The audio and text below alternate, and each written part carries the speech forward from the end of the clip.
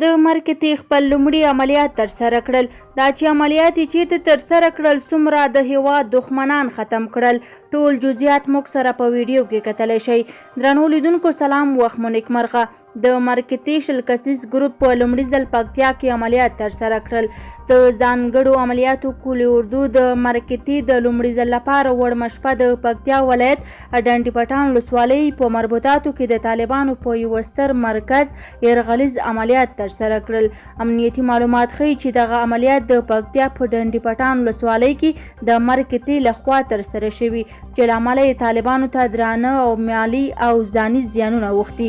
امنیتي سرچینې وایي یادو عملیاتو کې 19 طالبان ځای پر ځای وژل شوي او 6 ټپیان، چې ټپیان هم یادې کتې له ځان سره بیولې دي. د سرچینې په خبره دې عملیاتو کې همدارس د طالبانو زیات شمېر پوځي مراکز، ټریننګ سنټرونه او ترڅنګ سپکې او درنې وسلې هم له ځان سره وړلې دي. د معلوماتو پر اساس د مرکتي په دې تازه او لومړنیو عملیاتو کې ملکي وګړو ته هیڅ راز زیان نه دی اوښتی. د یادونې وړ ده چې د افغان حکومت د مرکته چې شاوخوا 80 غړي لري، 2 اونۍ مخکې له سختو روزنو وروسته فارغه شوه.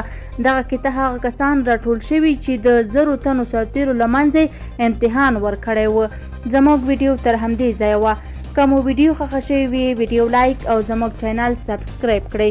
له توجه څخه مو نړۍ منندوی یم. تر بیا ښې چارې.